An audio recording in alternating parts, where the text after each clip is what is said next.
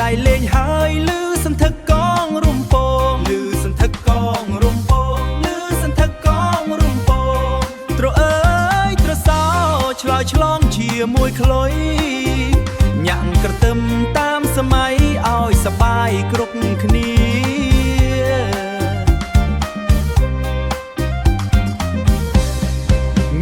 ញាក់កន្ទឹមយើសបាយស្គរដៃរំដំចង់វាំងកន្ត្រាក់ចិត្តឃ្លួយច្រៀងឆ្លើយឆ្លងជាមួយត្រសោរំវងសបាយក្នុងភូមិយើងអើយរំវងសបាយក្នុងភូមិយើងអើ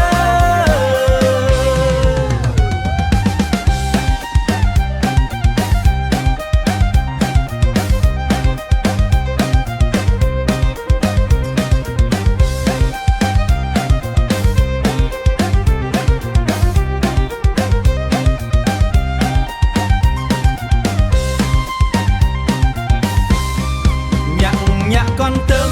យើសបាយស្គរដៃរំដំចង់វាំងកន្ត្រាក់ចិត្ត